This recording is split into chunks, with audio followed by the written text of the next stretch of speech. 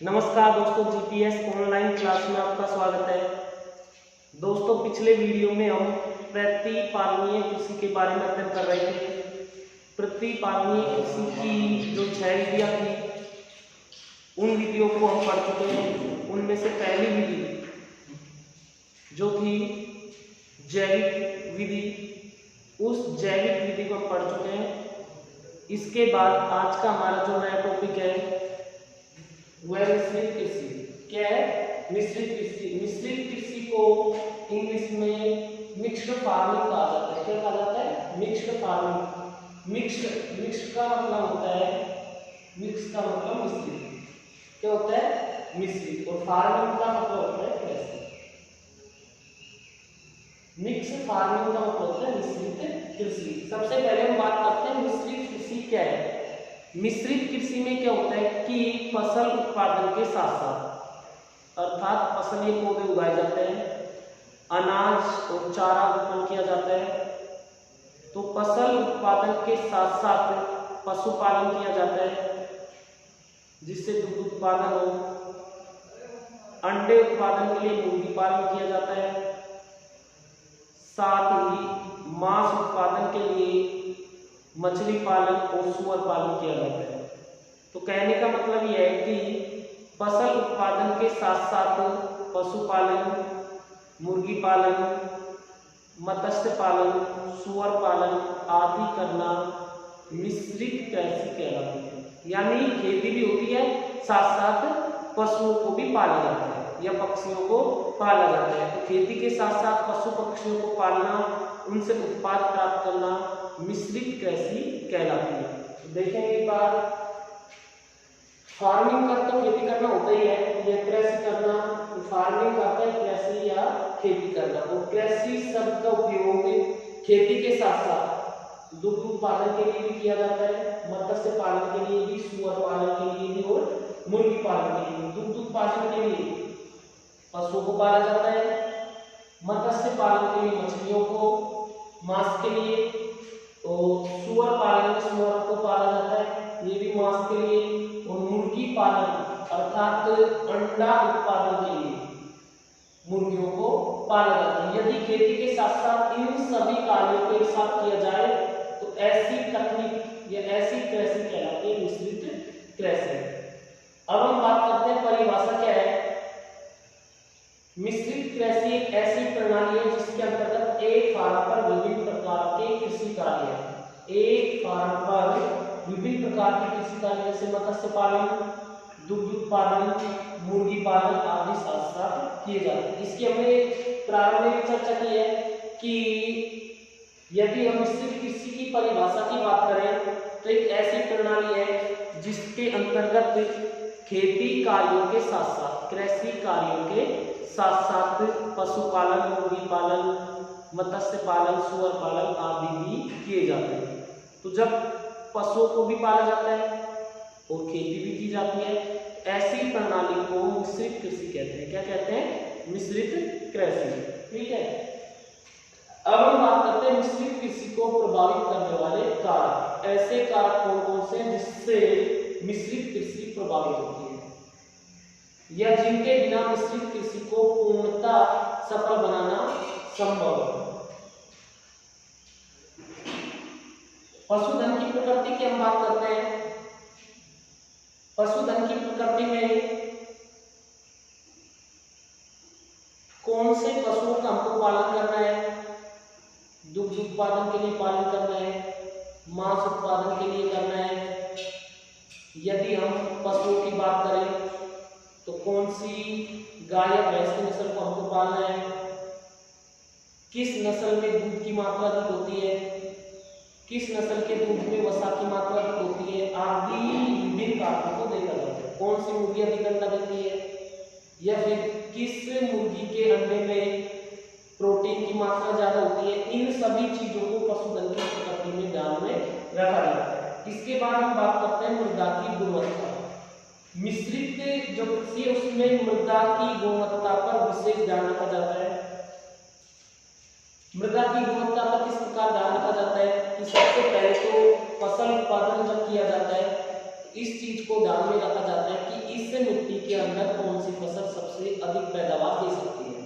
साथ साथ यह देखा जाता है कि मृदा की उर्वरता क्षमता है, उपजाऊपन है, या मृदा में जो पोषक तत्वों की उपलब्धता है वो कितनी है, इस चीज को ध्यान में रखा जाता है। इसके बाद यह भी देखा जाता है कि मृदा में कौन कौन से पोषक तत्वों की उपलब्धता है या किसकी कमी है, पीएच कैसा है मृदा का, या मृदा की फिर जलधारण क्षमता कैसी है, आदि चीजों को ध्यान में रखते हुए मिश्रित कृषि को अपनाया जाता है। अच्छी गुणवत्ता वाली मिट्टी है, दोमट मिट्टी है, पीएच सही है, अर्थात पीएच का मान है जो लगभग उदासीन के करीब है, तो उस मिट्टी में फसल उत्पादन अच्छा होता है।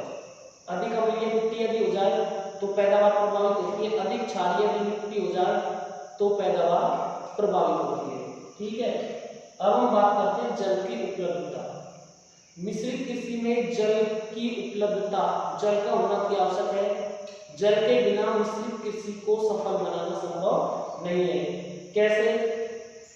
यदि जल की अधिक उपलब्धता है तो उस उपलब्धता को ध्यान में रखते हुए फसल उत्पादन किया जाता है। जैसे अधिक जल की उपलब्धता है तो वहां पर गेहूं की फसल उत्पन्न की जाती है। या फिर पशुपालन के लिए जल की उपलब्धता को ध्यान में रखा जाता है। यदि अधिक जल उस स्थान पर उपलब्ध है तो मत्स्य पालन किया जाता है।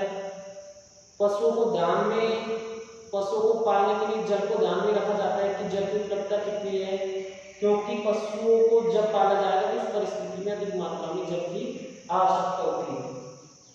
पशुओं के विभिन्न कार्य जैसे जल पिलाना है, नहलाना है या अन्य क्रियाओं के लिए जल की उपलब्धता होना आवश्यक है। तो मिश्रित कृषि में जल का अपना एक विशेष योगदान है। यदि जल की कमी है तो कृषि सफल होना संभव नहीं है। इसके बाद हम बात करते हैं तकनीकी सहयोग, टेक्निकल हेल्प।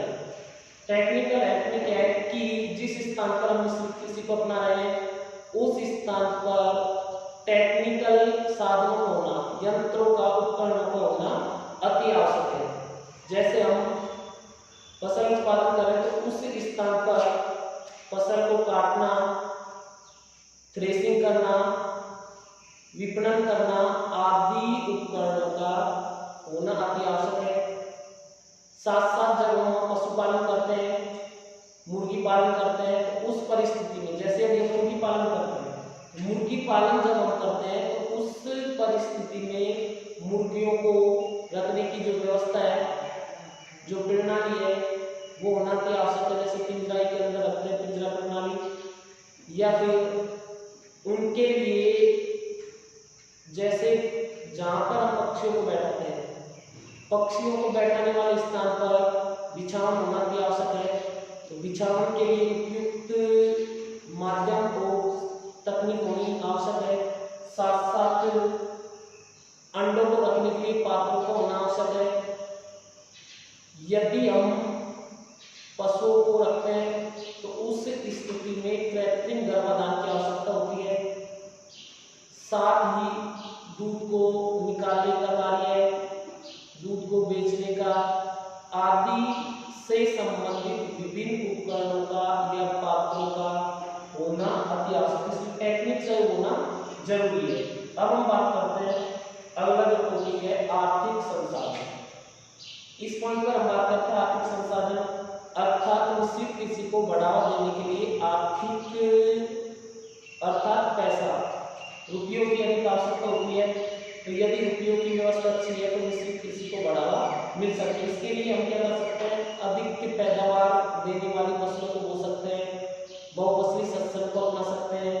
साथ साथ पशुओं से जो उत्पाद प्राप्त होते हैं या पक्षियों से जो उत्पाद प्राप्त होते हैं उनको बाजार में बेच सकते हो, आर्थिक सहायता प्राप्त कर सकते हैं। पैसे की जितनी अधिक व्यवस्था होगी मिश्रित कृषि को उतना ही अधिक बढ़ावा मिलेगा। ये तो थे मृदा को प्रभावित करने वाले मिश्रित कृषि को प्रभावित करने वाले कारक। अब आते हैं मिश्रित कृषि के अंतर्गत स्थापित किए जाने वाले तंत्र। किन किन तंत्रों को मिश्रित कृषि के अंतर्गत स्थापित किया जाता है? सबसे पहला जो तंत्र है खाद्य पदार्थ चारा उत्पादन। खाद्य पदार्थ पहला को इधर है चारा उत्पादन, अर्थात खाने के लिए, पशुओं को आहार के लिए खाद्य पदार्थों की खाद्यान्न फसलों की आवश्यकता होती है। उन खाद्यान्न फसलों में जैसे गेहूं, चावल, मक्का, बाजरा आदि फसलों को बोया जाता है। साथ साथ आहार के लिए पशुओं को चारे की आवश्यकता होती है, तो चारा उत्पादन करने वाली फसलों को बोया जाता है, जैसे बरसी में ज्वार आदि। इसमें क्या होता है कि खाद्य पदार्थ के चार उत्पादन तंत्र में इसमें खाद्य फसल जैसे चावल, खाने वाली फसल जैसे चावल, गेहूं, मक्का, बाजरा आदि को क्या किया जाता है, बोया जाता है, जिससे पशुओं को भी आहार प्राप्त हो। साथ साथ इन खाद्यान्न फसलों को बाजार में बेचकर आर्थिक सहायता प्राप्त की जा सकती है। इधर चारा उत्पन्न करने वाली फसल जैसे बरसीम, ज्वार आदि की खेती की जाती है, क्योंकि पशुओं को आहार के रूप में या हरे चारे के रूप में बरसीम और ज्वार देने की आवश्यकता होती है। मुर्गियों को भी आहार के रूप में बरसीम और ज्वार के छोटे पौधे दिए जा सकते हैं, तो इनकी खेती करना अति आवश्यक है। ठीक है, तो पहला ये तंत्र था मिश्रित कृषि का, खाद्य पदार्थ या चारा उत्पादन तंत्र। इसके बाद जो दूसरा आता है कृषि वानिकी तंत्र। कृषि वानिकी तंत्र कृषि के साथ साथ वानिकी, कृषि वानिकी यानी वृक्ष और फसल दोनों को एक साथ उगाया जाता है। वृक्षों के साथ साथ फसल की भी या फसलीय पौधों की भी खेती की जाती है। तो कृषि वानिकी तंत्र में क्या है, वृक्षों के साथ साथ फसलीय पौधों की कृषि की जाती है। फसलीय पौधों में जैसे खाद्यान्न फसल गेहूं, जौ, चना, मक्का, बाजरा आदि की भी खेती की जाती है। ठीक है, तो कृषि वानिकी में क्या है, वृक्षों के साथ साथ फसलीय पौधों की खेती की जाती है, जिससे फसलीय पौधों से प्राप्त अनाज और भूसे दोनों का पशुओं को आहार के रूप में उपयोग में लिया जा सकता है। ठीक है, अब हम बात करते हैं तीसरा जो तंत्र है, उद्यान पशु चारणिक तंत्र। उद्यान में विशेषकर क्या लगाए जाते हैं, फल वृक्ष के पौधे, फल वृक्ष लगाए जाते हैं।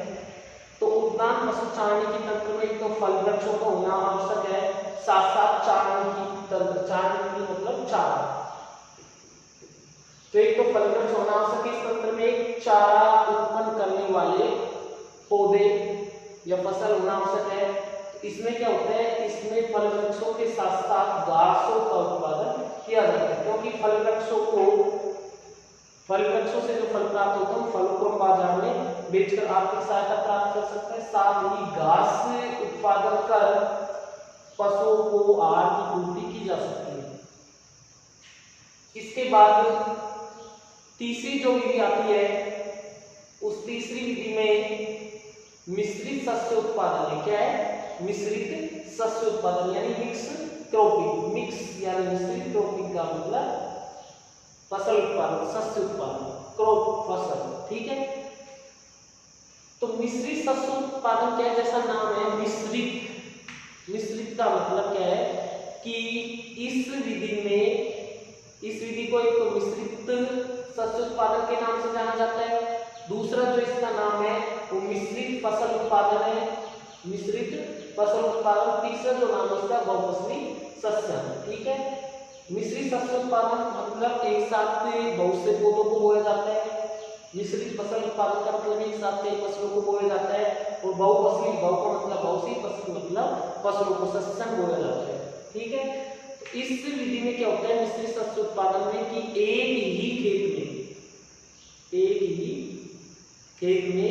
ही समय में एक से अधिक की फसलों को उगाया जाता है। एक ही खेत होता है, उस एक ही खेत के अंदर एक ही समय में, जैसे एक ही ऋतु में, रबी की ऋतु में या खरीफ की ऋतु में या जायद की ऋतु में, ठीक है, उसमें एक ही खेत में एक से अधिक फसलों को बोया जाता है एक ही ऋतु के अंतर्गत। कैसे, देखिए एक बात समझते हैं। जैसे ये खेत है, इस खेत में मक्का, उड़द, मूंग, इस एक खेत में हमने तीनों फसलों को बो दिया। कैसे बोते हैं?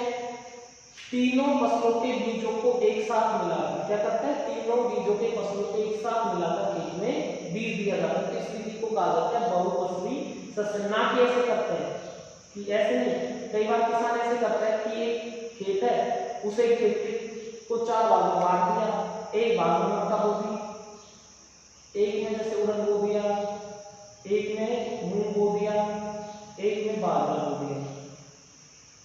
तो इस खेत में बोई फसलों को बहुफसली सस्यन नहीं कहेंगे, क्योंकि हमने पार्ट बांट दिए। तो पार्ट बांटने के बाद क्या होगा कि ये अलग खेत होंगे, ये अलग होंगे, ये अलग होंगे, अलग होंगे, यानी प्रत्येक पार्ट में, प्रत्येक भाग में अलग फसल को बोया गया है।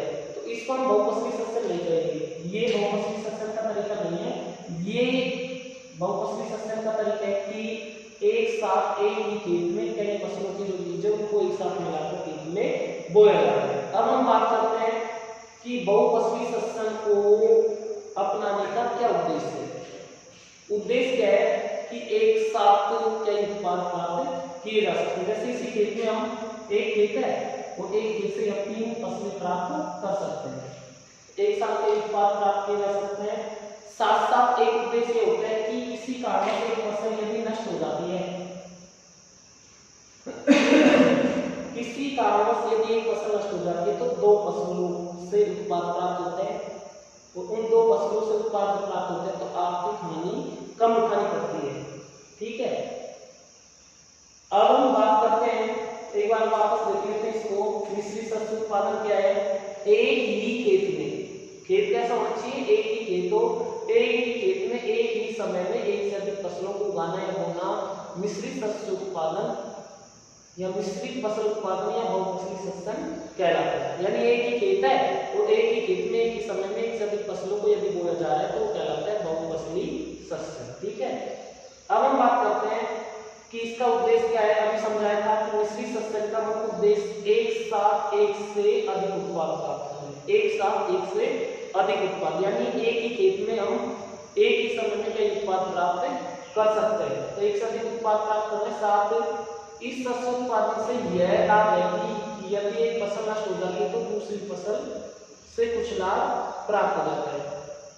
ठीक है, दूसरा लाभ क्या है कि एक फसल किसी कारण, जैसे मक्का थी और वो मक्का नष्ट हो गई तो 2 फसलों से हमें कुछ आर्थिक सहायता प्राप्त हो जाती है, कुछ लाभ प्राप्त हो जाते हैं। ठीक है, ये इसका क्या था? उद्देश्य। अब हम बात करते हैं कि लाभ क्या है।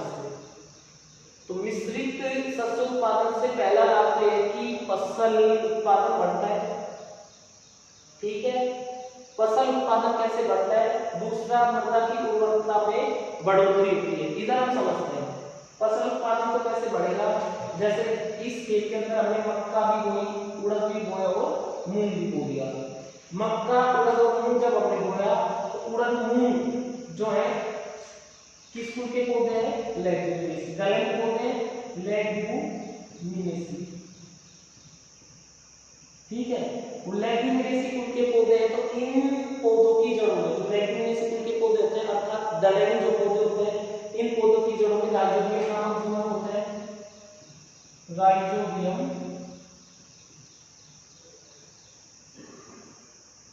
जीवाणु होता है और ये राइजोबियम जीवाणु क्या करता है? नाइट्रोजन स्तरीकरण करता है। क्या करता है? नाइट्रोजन स्तरीकरण। अब समझिए क्या है कि बहुफसली सस्यन में हमने मक्का के साथ उड़द भी बो दिया और मूंग भी बो दिया। ठीक है, जब उड़द मूंग बोया, लेग्यूमिनेसी कुल के पौधे दलहनी पौधे हैं। इन दलहनी पौधों की कौन सा कुल है? लेग्यूमिनेसी कुल। इनकी जड़ों में राइजोबियम जीवाणु होता है। कौन सा जीवाणु होता है? राइजोबियम, जो क्या करता है? वायुमंडल में उपस्थित नाइट्रोजन का स्तरीकरण करता है। क्या करता है? नाइट्रोजन को संचित करके रखता है। कहने का मतलब ये जड़ों में। तो उस परिस्थिति में क्या होता है कि जब खेत में नाइट्रोजन की मात्रा बढ़ गई, N2 में वृद्धि हो गई, नाइट्रोजन में वृद्धि हो गई, तो फसल उत्पादन बढ़ेगा, क्योंकि हमको अलग से यूरिया नहीं देना पड़ेगा। यूरिया क्या है? उसमें भी नाइट्रोजन होता है, तो यूरिया अलग से नहीं देना पड़ेगा। नाइट्रोजन की स्तरीकरण होने से नाइट्रोजन की मात्रा बढ़ गई इस खेत में, वो पैदावार बढ़ जाएगी नाइट्रोजन के कारण। दूसरा फसल उत्पादन किस प्रकार होता है, दूसरा मृदा की उर्वरता में बढ़ोतरी, यानी मृदा की जो उपजाऊ क्षमता है वो बढ़ जाएगी। कैसे बढ़ेगी कि लेग्यूमिनेसी के पौधों की जो जड़ है उसमें नाइट्रोजन स्तरीकरण हुआ, नाइट्रोजन स्तरीकरण हुआ, उर्वरक क्षमता है उसकी, उपजाऊपन उसका जो बढ़ जाए, क्योंकि नाइट्रोजन पहले से ही विद्यमान हो जाएगा मिट्टी में अपनी फसल के लिए। ठीक है, तो मृदा की उर्वरता में बढ़ोतरी होती है, साथ साथ पीड़कों से कम हानि होती है। पीड़क क्या होते हैं कि जो विभिन्न प्रकार के कीट होते हैं जो फसल को हानि पहुंचाते हैं, उन पीड़कों से कम हानि होती है, क्योंकि जब हम कई बार 2-3 फसलों को एक साथ मिलाकर बोते हैं तो उससे परिस्थिति में जो पीड़क होते हैं यानी जो हानिकारक कीट होते हैं किसी विशेष फसल को हानि नहीं पहुंचाते। ठीक है, तो उससे परिस्थिति में क्या है, पीड़कों से कम हानि होती है। तो हम बात करते हैं किसकी, मिश्रित शस्य उत्पादन से या बहुफसली शस्यों से क्या फायदा है। तो पहला फायदा है कि फसल उत्पादन में वृद्धि होती है, दूसरा फायदा है कि मृदा की उर्वरता में बढ़ोतरी होती है, तीसरा फायदा क्या है, पीड़कों से कम हानि होती है, अर्थात जो हानिकारक कीट है उनसे कम हानि होती है। ठीक है, अब हम बात करते हैं कि मिश्रित शस्य उत्पादन में कौन कौन सी फसलों को बोया जाएगा। इसके लिए उदाहरण जैसे हम खरीफ की फसल की बात करें तो मिश्रित शस्य उत्पादन के लिए कि खेत में इस समय में हम सोयाबीन और अरहर किस किस को बो सकते हैं, सोयाबीन को और अरहर को। दूसरा हम किस किस को बो सकते हैं, अरहर और मूंग, अरहर यानी आरहर। ठीक है, या फिर हम मक्का और उड़द बो सकते हैं, उसी खेत में मक्का भी बो सकते हैं और उड़द भी बो सकते हैं। या फिर हम रबी की बात करें उसमें हम गेहूं और चना, गेहूं भी बो सकते हैं और चना दोनों को मिला के एक ही खेत में बो सकते हैं। या फिर हम गेहूं और सरसों इनको भी मिलाकर बो सकते हैं। तो कहने का मतलब ये है कि जो मिश्रित शस्य उत्पादन उसमें हम दो फसलों को मिलाकर बो सकते हैं। दोनों फसलों को मिलाकर बोने का जो मुख्य उद्देश्य होता है वो ये होता है कि फसल उत्पादन अधिक हो, एक फसल नष्ट हो जाए तो दूसरी से हमको लाभ प्राप्त हो जाता है। ठीक है, तो इसमें हमने क्या क्या पढ़ा, एक तो मिश्रित कृषि। ठीक है, मिश्रित कृषि में तो क्या किया जाता है, फसल उत्पादन के साथ साथ पशुओं का या पशुपालन मुर्गी पालन किया जाता है। ठीक है, और मिश्रित शस्य उत्पादन क्या है कि एक ही खेत में एक ही समय में एक सभी फसलों को बोया जाता है। इसका मुख्य उद्देश्य क्या है, अधिक से अधिक लाभ प्राप्त करना। दोस्तों आज की वीडियो में इतना ही। यदि आपको हमारा ये वीडियो पसंद आया तो हमारे YouTube चैनल को सब्सक्राइब करना न भूलें।